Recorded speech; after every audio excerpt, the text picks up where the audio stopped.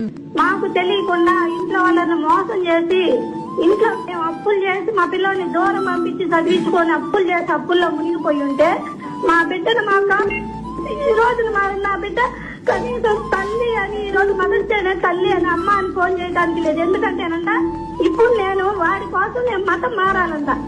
నేను ఒక తల్లిగా వాడి డిమాండ్ కోసం నేను మతం మారాలా, లేకుంటే నేను పుట్టిన నా తల్లిదండ్రికి నేను పుట్టిన హిందూ మతానికి కానీ ఏ మతానికి కానీ ధర్మానికి కట్టుబడి ఉండాలా? ఆయన ఫస్ట్ మాట్లాడుతాను చెప్పానండి. నేను పాస్టర్ ఇంటికి పోయి చెప్పు పట్టుకొని అడిగాను అని అడిగాను. మీరు నోరు మాట్లాడితే మాత్రం ఒప్పుకోమాడా?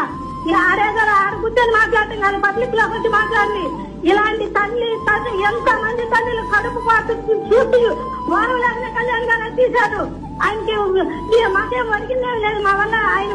ఇప్పుడు ఆయన తీసినందుకు మాకు కడుపు పాతతో చెబుతున్నాం. ఎంత మంది తల్లి మీ రకంగా చేస్తారు. మీ దేవుడు చేసుకోవాలంటే మీరు చేసుకోండి, మీ పిల్లలకి ఇప్పించుకోండి. అదే మీ పిల్లల్ని తీసుకొచ్చి మేము మా మతాల్లో తీస్తే మీరు ఒప్పుకుంటారా? మా హిందూ మతంలో పిల్లల్ని టార్గెట్ చేయాల్సిన అవసరం ఏమొస్తుంది?